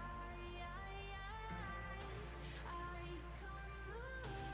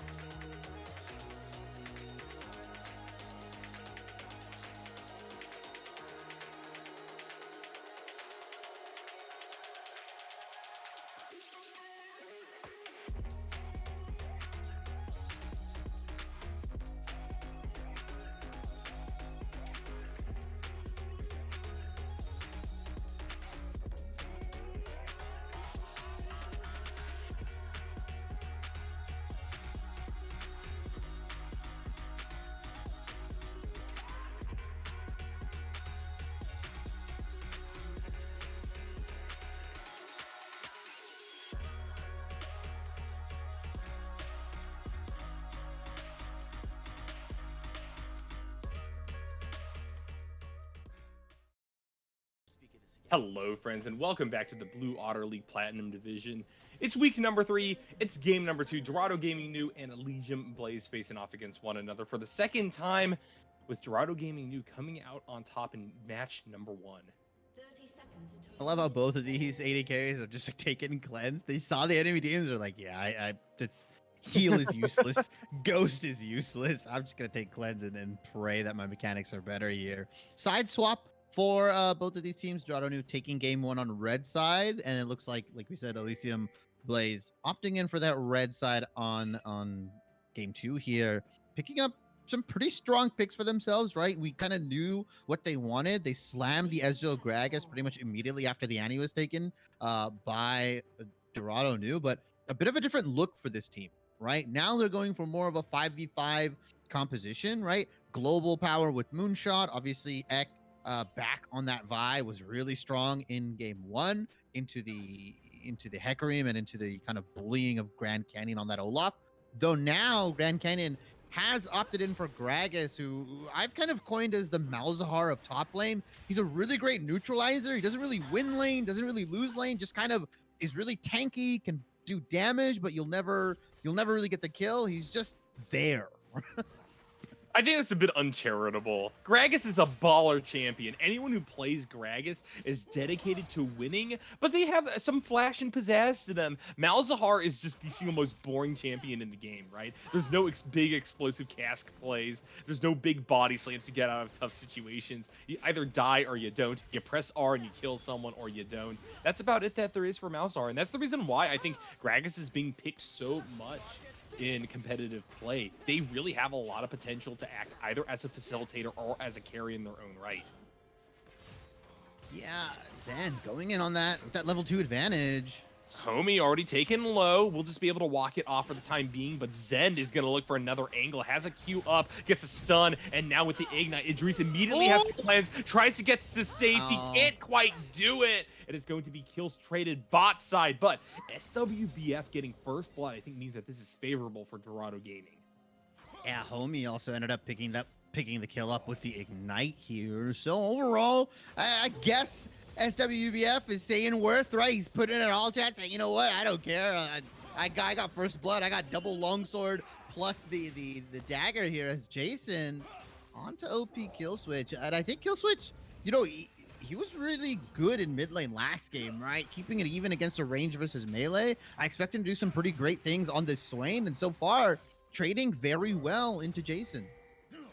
Great expectations, and I do love this re-angling and readjustment of Elysian Blaze's side. Chihuahua's the one on Zac this time around, and that means, as you say, there is going to be a lot more kill pressure finally provided there into the mid lane, although Kill Switch and Jason Crypto are both going to be hard-pressed to just play a game in a war of attrition before I think we really see a full-on lock-in of either team going for a big push in the mid lane. For the time being, I think that this is mostly just going to be the realm of junglers ganking to make a statement one way or the other. But yeah, as you say, kill switch here, I think preparing in a really smart way to go for some big setups. But now bot side of the map, Zend once again just gonna try the Zenith Blade, get down on top of Homie, and Zend will be able to flash to safety themselves, getting out to safety with one kill more for Dorado Gaming New. Yeah, I thought he would flash follow Homie. Homie being a little greedy with that flash. I think if you live a little bit longer, Chihuahua can come in. They can kind of turn that gank around, but unfortunately dies a little too quick, gets a little too greedy with his flash here. Zend ends up flashing out, and now Elysium, they're not going to take the 3v2. They're not going to dive in solo with an Ezreal who's on like a longsword and a biscuit. Overall, really good play from SWBF and Zend. A different look from game 1 where they were kind of getting pushed in, their towers are being taken. They've drafted themselves something a little bit more aggressive and really using that to their advantage. And look, at the 4-minute mark, SWBF has as much kills as they got 30 minutes into game number 1. I mean, yeah, quite a few less assists, and they may be getting picked here, but definitely Kaisa looking to be a carry, although the fact that that shutdown is reserved for Idris is a rough go of it, and Dorado Gaming New are going to toss back some gold over to red team. Homie burned the flash, and he said, "You know what? This is what I was saving it for. Should be flash Q onto SWBF here, and like you said, that gold going over to you, just giving some of that back over. But still, like you said, 2 kills at 5.5 minutes versus 2 kills at 30 minutes. A big difference here. And I like this Leona Kaisa into this kind of bot lane here. Zen trying to hold the wave like a Chad support for his ADC. Kaisa will be able to pick up everything, not missing much off of that kill. That's what happens when you got a tanky support. So glad they're back into the meta. Sure, Leona is maybe the most dishwater dull iteration of an engaged support to really come through, but I'm happy to see it. You know, it's been a long while. We got the Thresh in game number 1, and now it's at a Mumu as a response on the other side, right? So both of these teams at least have that understanding in the meta. Ooh, and in the mid lane there, just a little while back, we saw Jason Crypt dropped Tibbers. We'll see what happens from there on out. Demonic Ascension still available for kill switch, and with the teleport, it could be the case that Zend is looking for some kind of big 2v1 play, but they show on this wave quite early. Yeah, I wish he would have waited just a little bit longer in that bush. Both your mid laners Now they're getting pinched. Now he's gonna yeah. get pinched. All right, Zen making the snap decision to try to just Zenith Blade down on top of OP kill switch. Tibbers is here to try to make this a 3v2, but unfortunately the bear does not a champion make, and with the drain tanking from the ultimate, OP kill switch will in fact pick that one up, getting the kill score back over in favor of Elysium Blaze for the first time in a while. Yeah, that was a bit of a head scratcher from Zen. He went for the roam mid, saw that his mid laner back, but also saw that swaying back. Instead of waiting for the TPs to be channeled, went mid, wanted to think about pushing it, that just went back into the bush on the wrong side and just gave Homie the time to kind of collapse with kill switch here. Bit of a blunder from Dorado New, giving that kill kind of for free here. But gold lead still pretty much even for both of these teams right now. SWBF, though, a big chunk of that gold right now. Yeah, and I mean, that gold concentration, I think, is a little bit more favorable for Dorado Gaming New. Not to the extent to which I think that they're going to easily take this first dragon that has now spawned up, but it should be something that is in the mind's eye of Dorado Gaming New. I would like to see them at least try to get a little bit of vision set up in that pit, although the deep wards, the line being moved so forward by Elysium Blaze is a really nice answer back, and for the time being, because of Idris and Homie pushing in, they actually are the ones with a little bit more of a claim, as now Zend is just exceptionally deep there, kind of sacrificing themselves, but Homie massively overcommits with another bandage toss forward, not expecting Ek to come flying out of that tri-bush, so it's an even trade at the end of the day. It's actually in favor once again for Dorado New. Homie picked up another kill onto the Leona. SWF, though, trading that over. So more kill gold for the AD carry. Zen, we were head scratching a little bit. He missed the Zenith and then just started walking at them, eating all this poke. Knew that Ek would be there kind of for the pickup. Didn't really think Homie was going to kind of queue back in. I don't think he was tracking the jungler, not really understanding the pathing there. Gets baited, and now SWBF, level 6 with a pretty solid item and gold lead once he backs here. They're going to just fight again, potentially. Homie needs to hit this bandage shot. Doesn't have Curse of the Sad Mummy just yet. Zend sees this as an opportunity to once again walk at the Mummy Boy, get a stun down. SWBF hit by this True Shot Barrage makes this an awkward play for either side to go for, though, especially with Blue Squad so close to the tower. Yeah. All right, they're gonna go for it though. I guess X saw their opportunity. Zenith Blade as well, rode in by Zend, and there goes the Amumu. Another kill over the SWBF. They flash to safety, but both the Vi and the Leona are incredibly low here. Chihuahua gets the yoink back. There goes the Vi. Kill switch here as well to protect the rest of the play. And yet again, it's trades bot side. SWBF getting another kill. 4-2-0, really well played, utilizing the max potential of Kaisa's kit here. Really nice killer instinct to then flash over the wall after picking up the kill, avoiding the Zac CC. But they do trade overall, like you said, 1-for-1. And now Grand Canyon looking to get some revenge on the Moonshot. Good job on Moonshot's part, though, recognizing the damage potential that this Pantheon has early, drops the Ignite, and Grand Canyon doesn't want to push that issue any further. I will say, this is still a favorable lane for Elysium Blaze. This Gragas is going to massively outscale the Pantheon, and Moonshot just has not been getting the assistance necessary for you to play this champion kind of like a Renekton, where you just go for kill after kill and try to snowball on that front. But a little bit of priority has been regained over to Dorado Gaming, and so while they do lose First Dragon, they are going to try to pick up this Rift Herald. Yeah, and now with Rift Herald giving a substantial bit of gold, I like the play for this kind of early game Pantheon, this early game Vi to kind of eject themselves with that right now. I think the first dragon, pretty inconsequential. It is Hex Tech here. The next one is Cloud, so they can realistically give these two up if they want to pick up the Heralds and trade kind of 2 for 2 there. And then really start pressing the issue once they're a little bit stronger, once they have a marginal gold lead. But right now, Idris, using the ult, has the red buff on him as well, so going to be laning into a little bit harder. Kraken Slayer versus Essence Reaver. If the CC gets laid down onto Idris, I believe Kai'Sa will just be able to burst him out pretty quickly. Agreed. Gotta be up to Idris kind of poke and prod and be this mosquito so that enough damage is done so that you can dissuade that engage from Zend here. Homie, though, level 6, Curse of the Sad Mummy. He's been letting these bandage tosses kind of fly and letting Jesus take the wheel, really.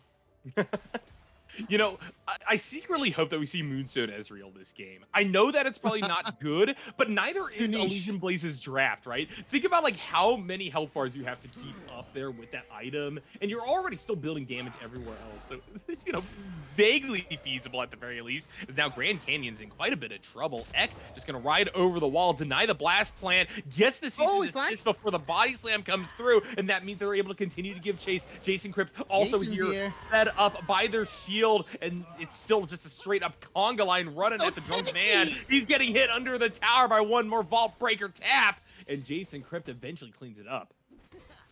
Wow, a lot burned though. 1, 2 flashes on the side, and now potentially a dive could be getting set up. OP kill switch is a tanky boy with the Swain.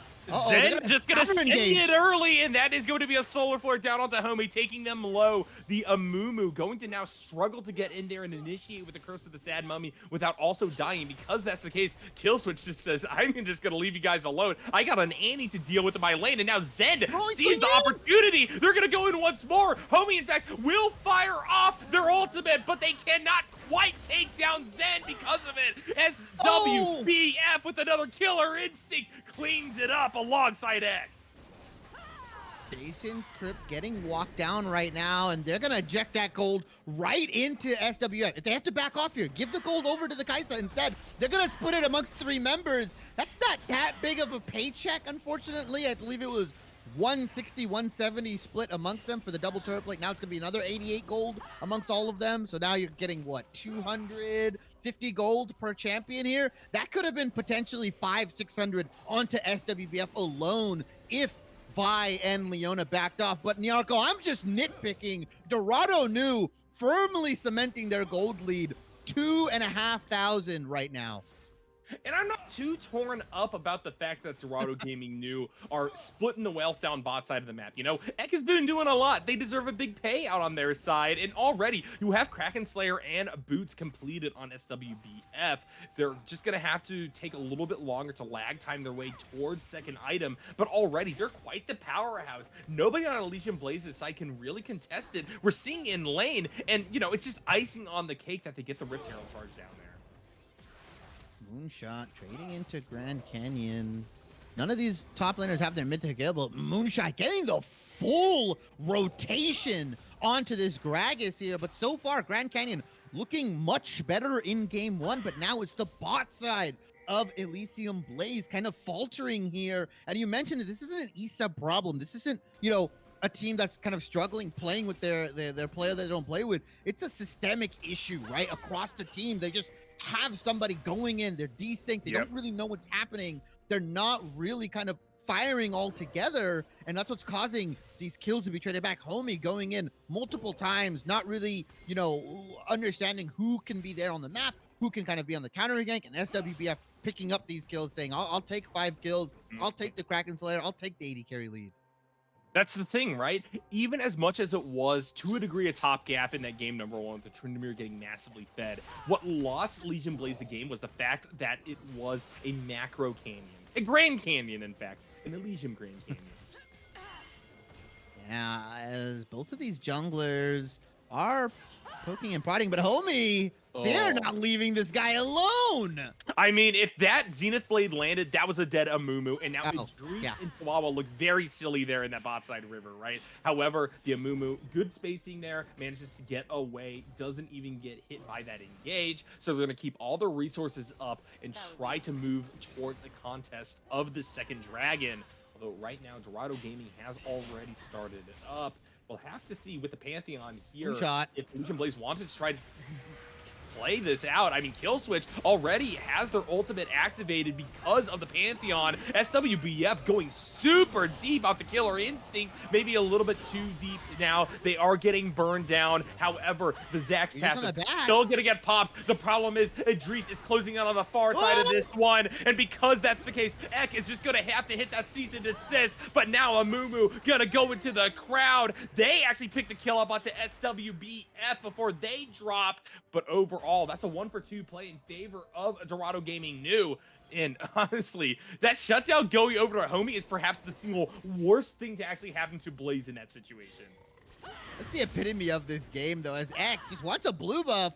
Is he going to be able to get out? Grand Canyon? 100% Not gonna he be gets able to out. That's chase so sad. here. Yeah, and like Homie getting the kill, like you said, the shutdown has kind of just been the story of this game.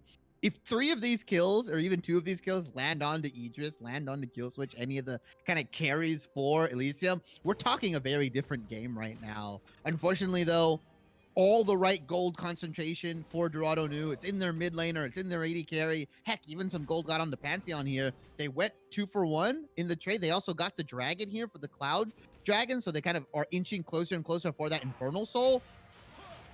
Rift Herald is up as well. I'm pretty sure they're going to make a play for that as well, as we don't see Chihuahua anywhere near that at the moment. Homie, though, trying to lay what little vision he has down onto this. Bot lane tier 1 going down. I don't know if Aegis and Chihuahua win the 2v2. I don't actually think that they do at this point in time. Zen has the Solar Flare back up. SWBF has Cleanse Flash available as well. So best case scenario is you get some summoner spells. Worst case scenario, Idris is taking a one-way trip back to the fountain yet again. In fact, look at how confident they are. Even with Homie here, Zen wants to walk up onto this one. SWBF going to be able to play off of this Tri-Bush with the vision control in their favor. There goes the double Solar Flare. The Let's Bounce is going to be slowed. Their approach not going to quite land down onto the Kai'Sa just yet, as they're going to flash back away from the Elastic Slingshot. Homie split from the rest of the team, getting peppered and taken out by the Kai'Sa. Moonshot caught up in the midst of 3, yet still gets the kill onto Idris before they fall. And Dorado Gaming New are still going to hold even. They're gonna hold even with Vi taking the Rift Herald in the top lane, gonna cover top lane, and wait, they get on the kill switch! Oh my god, and it's actually just going to be another favorable play.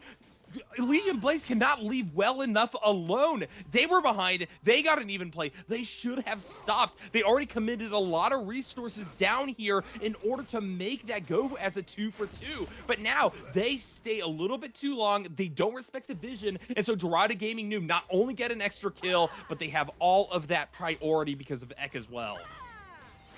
Yeah, they've got this Rift Herald. Another fight goes Ahri for Elysium. That's a tier lane. That's a tier 1 turret. That's potentially a tier 2, right? If they can get the push going, if the deck timers are long enough here, if they're smart, they'll save this. They'll save this Herald for either a pressure Herald when the Baron comes up, or if they win a team fight, they'll just be able to push down a couple turrets here. Potentially the mid lane, preferably for them as well. But I could see them just popping it top lane, picking up the tier 1. I could see them throwing it down bot lane if they want to get a little bit more gold into the pockets of FWBF. If he's splitting down there, the world is Dorado Gaming's oyster right now, and they're looking a lot more confident than they were in game 1. They're not really, they're not really throwing. They're going 3-for-2, 2-for-1 and stuff, getting favorable plays, which is better than what we saw last game. But now Moonshot looking to kind of go on to Grand Canyon, and now the rest of the team is here. And even that explosive cask, it's not going to interrupt Zen's ability to just smother champions in man Oh, there we advantage go. situations for Dorado Gaming. Idris doing a good job trying to split this map, trying to get something done in the mid lane Wait a alongside minute. Your Homie. shocking Jason shift is Crypt gone. is on the flunky splunky. They just dropped down Timbers. The Ezreal's dead. Homie has to use the curse of the sad mummy, and even then, they won't be able to get out because look at the repositioning. It's once again Zen on the hero play, getting the solar flare, making sure that now Elysium Blaze are 3 players down, and while Moonshot splits bot side of the map, that is Baron Get the Nashor kill started here. by Blue Squad. Oh no, he's just gonna absorb a bunch of pressure. He will fall here, Nyarko, doesn't matter, but you man. know It what? doesn't matter. They get the Baron. They Yep. get the Ezreal. They get so much out of that. Idris slapping himself in the face right now. Right, as soon as I saw the arcane shift get burned, Jason Crypt put all abilities and I'm gonna E myself. I'm just gonna run at this dude. And Idris unfortunately goes down here. Jason Crypt, really, really nice positioning, really well played. But we've seen Dorado New in a similar gold lead, and they tossed it away. Will they be more buttoned up? Will they close everything out correctly here with the 2-0? I still have my doubts. I mean, I have doubts, but Dorado Gaming New are in an ideal situation.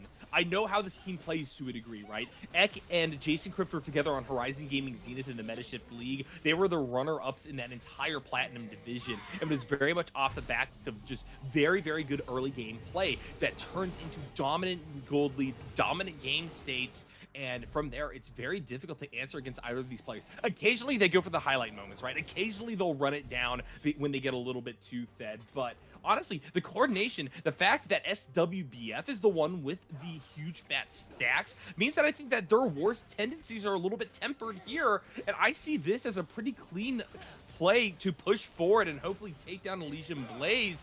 Obviously, it's hard to say that after game number 1, right? But still, I have faith that they were going to be able to clean it up from there. I mean, also, Elysium Blaze are just getting pummeled on all fronts in regards to their mental as well. I think that was a Pantheon Spear stealing that. Yep. Oh, You geez. just threw that in there, got the execute onto the minion, took the blue away, and now, while they're purpled up here, they're gonna be able to push bot. They're gonna be able to push mid. Kill switch is looking for something cute. Is gonna get spotted out. He might just die. Oh god, as soon as that ward comes down, you have to respect the Annie. But Jason Crypt sees their moment of opportunity, and just like with Idris, they have Tibbers at the ready. They get the stun. They chunk the Swain to less than half health. And SWBF, one of the few AD carries right now with that Kaisa to actually follow up on those plays. Oh, they the take dive. the later down, and now they can just go for the full-on dive as Homie is melted alongside Idris. Zen barely gets out, but get out they shall. And that's going to be yet again uncontested kills and gold for Dorado Gaming New. And with that Baron buff, they can continue to siege. They're gonna look for that bottom lane. They could have gotten mid lane in it. Yeah, they're going for mid lane. They're taking everything right now. They're splitting their resources. They're splitting the champions so they can try to go for more turrets. I like this play, especially with how low it is because of that Rift Herald charge. They got double inhib turret here. Dragon is spawning in about 2.5 minutes, so we're still a ways away. I mean, they're just gonna wait for Baron. They're gonna wait for that to come up in 3 minutes. But right now, the gold lead is so far ahead for Dorado New. 10,000, nearly 11 now for them. They are just firing on all cylinders. The game 1 was a wake-up call, right? They were like, wait a minute, we shouldn't lose. We should never put ourselves in a position to be in that, far down when we were 10,000 gold up. Right now, they're playing very clinical. They're using their champions to the best ability, right? They're taking turrets down. They're playing very, very good League of Legends. And I'd like to see this from Dorado New. Cleaning it up. You said that they like to feel themselves. I like what they're going for. Nothing too hyper aggressive. And they're definitely looking like a team that is just super, super strong in BOL. Do you like to feel yourself, Shibby? Sometimes. Sometimes At when night, the in the lights morning. below. Yeah, when lights are low in the night, in the morning, I probably have a problem, realistically. Should get that checked out here. But right now, the problem is for Elysium Blaze. Grand Canyon is on the wrong side of the... Yeah, Grand Canyon tried to body slam their way to salvation, but there's just too much CC. And we thought that that was going to be the problem for Dorado Gaming New, Shibby. We thought that Elysium Blaze were just going to chain CC MFs to death, but it just doesn't actually seem to be the case, as now Zend is just going to throw themselves into 3 members with the Zenith Blade, but SWBF caught out. Curse of the Sad Mummy going down onto them. Another shutdown to Homie. Oh no, Elysium. They're still going to pick up a kill here and there, but you gotta stop giving me a moo these shutdown golds. I mean, this is your way back into the game. Oh, Kill Switch I think might actually die as well. Here comes the Pantheon Q, the moonshot in fact, and it is going to land. Homie too far forward, and what a mess. Elysium Blaze just looks so much more mortal in this game than their record would suggest. Yeah, I mean, record strength. You could say strength of schedule. You could say maybe the teams, but they're also playing with the sub. I mean, you can make the reasons, you can make the excuses, but right now, Dorado New is just picking and dismantling this team right now. Game 1 was close at points, but game 2 has just been a complete and utter domination as that bot lane inhib doesn't go down. It just needed one more auto, guys. I mean, I guess, you don't want to give the shutdown gold over to Grand Canyon. I feel it. But he might get a flash? Body slam? No, he's not going to go for it. Shibby, I have to credit Dorado Gaming New. I'm happy they're playing cautiously. We saw what happened in game number 1, right? They tried to try to take down a few extra turrets. They all died because of it. Jason Crypt actually pretty caught out, and I think that moonshot's just making the problem worse now for Dorado Gaming New. Elysium Blaze has so much CC in these choke points. You talked about it during draft. SWBF with the Hail Mary. Well, that's just gonna give the double over to Idris, and now Ek barely is able to get out with the ball breaker, but Grand Canyon is going to close on them. Fuck. Jeez. Ah, God. From the far side. Regardless, that's a triple kill for Idris. My bad for bungling that play-by-play, Ezreal. The Dragon pickup, the 3 kills, they're definitely going to turn their eyes towards Baron. A smart play from them right now. They're going to go for it. Full send it, baby. They're down 8,000 gold. Jason Crypt has the teleport. They don't even need it. They're just going to walk up towards the river. The death timers, they aren't long enough for you to do this, guys. You have sustained damage, but not a lot of... No, please. Let's go, Jason Crypt. Can he be the hero? They're going to do it. Baron down, getting bursted. 7,000. All right, well, it's going to be Zen on the hero play, trying to distract them from the Baron Dasher. They all dodge pile pop Leona, but no, Jason Crypt has the Timbers back up, and they're going to chase off the rest of the team as Grand Canyon is melted over the wall. A double, and it's another unfettered disaster. Elysium Blaze, you are banned from ever touching that objective. Jason Crypt looking more like Jason Blood gets a double kill for himself. They're going to go for the Baron. Can Chihuahua elastic slingshot over and steal this smartly? They're not bursting the Baron. Wait a minute! Oh, it will not be stolen. Unfortunately, Chihuahua just did not have the smite abilities that Ek has displayed time and time again. It is secured by Dorado Gaming New, and this is basically the end of the game. They're going to back. They're going to cash the gold in their pockets. They're going to come in all beefy and beefed up right now. We see the Annie mid laner, Jason Crypt, Magi Soul Stealer, bought the Void Staff, 4 items across for the mid laner, for the 80 carry, right? These big carries on the side of Dorado Gaming New. They're going to come in. They're going to go in for this game-ending push. Bot lane inhib is being pinged. I don't even think they're going to go top lane. They're going to ignore that completely. They've got all purpled up right now, and I think they can just push for the end, like you mentioned.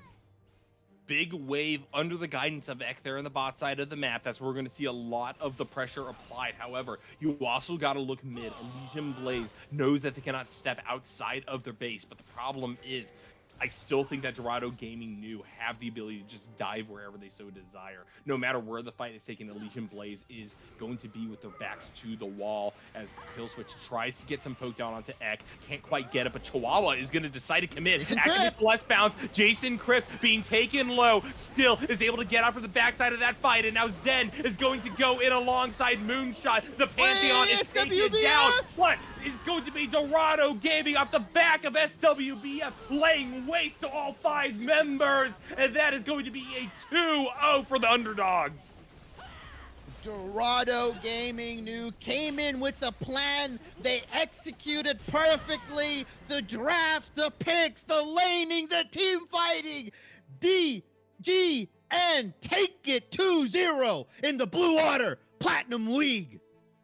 Impressive showing. Dorado Gaming New coming in 1-1. Not necessarily the full bottom of the barrel kind of comeback story that we love, but still a comeback story nonetheless. Elysium Blaze had the rulebook thrown at them during the draft phase, and rightly so. Dorado Gaming New needed every advantage to try to take these Titans down, and they succeeded in doing so here, Shibby. That was quite the performance, and I think that they're going to be a real competitor moving deeper on into the season.